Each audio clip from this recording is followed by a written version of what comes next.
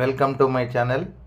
K ಎದವರು ಈ ಸಾಲಿನ KCET 2025ಕ್ಕೆ ಅರ್ಜಿ ಸಲ್ಲಿಸಿರ್ತಕ್ಕಂಥ ಎಲ್ಲ ವಿದ್ಯಾರ್ಥಿಗಳಿಗೆ ಒಂದು ಗುಡ್ ನ್ಯೂಸನ್ನು ನೀಡಿದ್ದಾರೆ.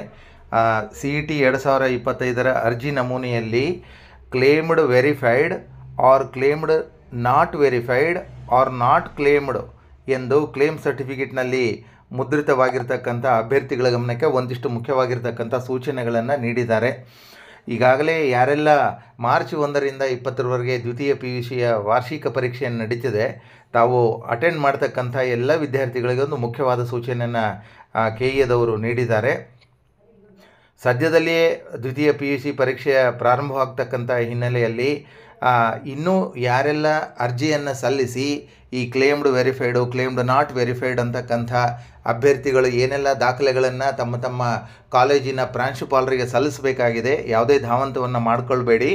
ಪರೀಕ್ಷೆ ಮುಗಿದಾದ ಮೇಲೆ ಕೂಡ ತಾವು ದಾಖಲೆಗಳನ್ನು ಸಲ್ಲಿಸಲಿಕ್ಕೆ ಅವಕಾಶವನ್ನು ನೀಡ್ತೇವೆ ಅಂತಕ್ಕಂಥ ಒಂದು ಗುಡ್ ನ್ಯೂಸನ್ನು ಮಾಹಿತಿಯನ್ನು KEದವರು ಅಪ್ಡೇಟ್ ಮಾಡಿರೋದು ನಿಜವಾಗಲೂ ಸಂತೋಷ ತರ್ತಕ್ಕಂಥ ಸಂಗತಿ. ಈ ಅವಕಾಶವನ್ನು ನೀಡಲಾಗಿದೆ. ಇಲ್ಲಿವರೆಗೆ ಆಯಾ ಕಾಲೇಜಿನಲ್ಲಿ ಪರಿಶೀಲನೆ ಮಾಡಿಕೊಳ್ಳದಿರುವ ಅಭ್ಯರ್ಥಿಗಳು ಭಯಪಡುವ ಅವಶ್ಯಕತೆ ಇರುವುದಿಲ್ಲ.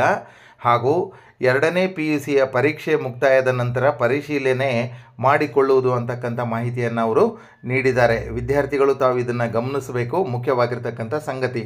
ಇನ್ನೊಂದು ಮುಖ್ಯವಾದ 3 ಅಂಶಗಳನ್ನು ಇಲ್ಲಿ ಹೇಳಿದ್ದಾರೆ. CET 2025ಕ್ಕೆ ಅರ್ಜಿ ಸಲ್ಲಿಸಿ ಶುಲ್ಕ ಪಾವತಿಸುವ ಎಲ್ಲ ಅಭ್ಯರ್ಥಿಗಳಿಗೂ CET 2025ರ ಪ್ರವೇಶ ಪತ್ರವನ್ನು ನೀಡಲಾಗುವುದು. ದಾಖಲೆ ಪರಿಶೀಲನೆ ಮಾಡಿರುವವರಿಗೆ ಮಾತ್ರ CET 2025ರ ಪ್ರವೇಶ ಪತ್ರವನ್ನು ನೀಡುತ್ತಾರೆ ಎಂದು ಭಾವಿಸಬಾರದು. ಈಗಾಗಲೇ ಒಂದಿಷ್ಟು ರೂಮರ್ ಕೂಡ ಹಬ್ಬಿದೆ. ಹಾಗಾಗಿ ಯಾರಿಗೆಲ್ಲ ದಾಖಲೆ ಪರಿಶೀಲನೆ ಆಗಿದೆ ಅವರಿಗೆ ಮಾತ್ರ ಅಡ್ಮಿಟ್ ಕಾರ್ಡನ್ನು ನೀಡ್ತಾರೆ ಅಂತಕ್ಕಂಥದ್ದು ಅದು ಸತ್ಯಕ್ಕೆ ದೂರವಾಗಿರ್ತಕ್ಕಂಥ ಸಂಗತಿ. ಇದನ್ನು KEದವರೇ ಇದನ್ನು ಮಾಡಿದ್ದಾರೆ, ಕ್ಲಾರಿಫಿಕೇಷನ್ ಮಾಡಿದ್ದಾರೆ. ಇನ್ನು ಕರ್ನಾಟಕೇತರ ಅಭ್ಯರ್ಥಿಗಳು ಅದರಲ್ಲಿ BSc ನರ್ಸಿಂಗ್ ಕೋರ್ಸಿಗೆ ಯಾರೆಲ್ಲ ಪ್ರವೇಶವನ್ನು ಪಡಿತೀರಿ CET 2025ಕ್ಕೆ PCB ವಿಷಯಗಳಿಗೆ ಮಾತ್ರ ಹಾಜರಾಗಬೇಕು.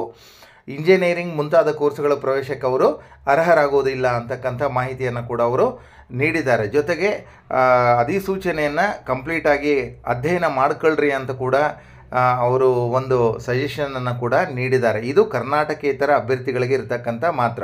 ಇನ್ನು ಮೀಸಲಾತಿ ಸವಲತ್ತುಗಳು ಮತ್ತು ಅರ್ಹತೆಗಳು ಎಲ್ಲವೂ ಕರ್ನಾಟಕದ ಅಭ್ಯರ್ಥಿಗಳಿಗೆ ನಿಯಮಾನುಸಾರ ಅದು ಸಿಗುತ್ತದೆ ಅಂತಕ್ಕಂಥದ್ದು ಕೂಡ ಮತ್ತೊಂದು ಅಂಶವನ್ನು ಕೂಡ ಇಲ್ಲಿ ಉಲ್ಲೇಖ ಮಾಡಿದ್ದಾರೆ. ಇನ್ನು ಮುಖ್ಯವಾದ 3ನೇ ಸಂಗತಿ ಅಂತಂದರೆ ಇಲ್ಲಿ ಯಾರೆಲ್ಲ ವೈದ್ಯಕೀಯ ಮತ್ತು ದಂತ ವೈದ್ಯಕೀಯ ಪರೀಕ್ಷೆಯಲ್ಲಿ ಬರಿತಾ ಇದ್ದೀರಿ, ಅಂದರೆ ನೀಟನ್ನು ತಾವು ಬರಿತಾ ಇದ್ದೀರಿ, ಆ ನೀಟ್ ಬರಿತಕ್ಕಂಥ ವಿದ್ಯಾರ್ಥಿಗಳಿಗೆ ವೈದ್ಯಕೀಯ ದಂತವೈದ್ಯಕೀಯ ಆಯುಷ್ ಕೋರ್ಸ್ಗಳಿಗೆ ಪ್ರವೇಶಾತಿಗೆ UG NEET 2025ರಲ್ಲಿ ಅರ್ಹತೆ ಪಡೆಯಬೇಕು. ಹಾಗೂ ಕಡ್ಡಾಯವಾಗಿ KEನಲ್ಲಿ ನೋಂದಣಿ ಮಾಡಿಸಿ ಆನ್ಲೈನ್ನಲ್ಲಿ ಅರ್ಜಿ ಸಲ್ಲಿಸಿ ಮತ್ತು ಶುಲ್ಕ ಪಾವತಿಸಿರಬೇಕು ಅಂತಕ್ಕಂಥದ್ದು ಕಡ್ಡಾಯವಾಗಿದೆ.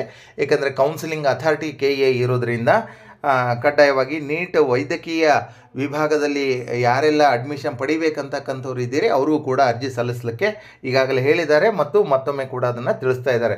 ಒಟ್ಟಾರೆಯಾಗಿ ಒಂದು ಗುಡ್ ನ್ಯೂಸ್ ಅಂತಂದರೆ ಯಾರೂ ಧಾವಂತವನ್ನು ಮಾಡಬೇಡಿ, ಗಡಿಬಿಡಿ ಮಾಡಬೇಡಿ ಮತ್ತು ಗಲಿಬಿಲಿಗಳಿಗೆ ಒಳಗಾಗಬೇಡಿ. ನಿಮ್ಮ ದ್ವಿತೀಯ PUCಯ ಒಂದು ವಾರ್ಷಿಕ ಪರೀಕ್ಷೆಯನ್ನು ಉತ್ತಮವಾಗಿ ಬರೆಯಿರಿ, ಅತಿ ಹೆಚ್ಚಿನ ಅಂಕಗಳನ್ನು ಕೂಡ ಪಡ್ಕೊಳ್ರಿ. ಪರೀಕ್ಷೆ ಮುಗಿದಾದ ಮೇಲೂ ಕೂಡ ತಾವು ಕಾಲೇಜಿಗೆ ಭೇಟಿ ಕೊಟ್ಟು ತಮ್ಮ ಎಲ್ಲ ಸರ್ಟಿಫಿಕೇಟ್ಗಳನ್ನು ವೆರಿಫೈ ಮಾಡಿಸ್ಕೊಳ್ಳಬಹುದು ಅಂತಕ್ಕಂಥ ಒಂದು ಗುಡ್ ನ್ಯೂಸ್ ಇದೆ. ಇದೊಂದು ಶಾರ್ಟ್ ಅಪ್ಡೇಟ್ ತಮಗೆ ನೀಡಬೇಕಾಗಿತ್ತು. ತಾರಾನಾಥ್ ಜೇಗರ್ಕಲ್ ಯೂಟ್ಯೂಬ್ ಚಾನಲನ್ನು ಮರೆಯದೆ ಸಬ್ಸ್ಕ್ರೈಬ್ ಮಾಡಿ, ಮತ್ತೊಮ್ಮೆ ಮರೆಯದೆ ಸಬ್ಸ್ಕ್ರೈಬ್ ಮಾಡಿ ಮತ್ತು ಲೈಕ್ ಮಾಡಿ ಮತ್ತು ಶೇರ್ ಮಾಡಿ ಅಂತ ಹೇಳ್ತಾ ಈ ಒಂದು ಶಾರ್ಟ್ ಅಪ್ಡೇಟನ್ನು ಮುಗಿಸ್ತಾ ಇದ್ದೇನೆ. Thank you.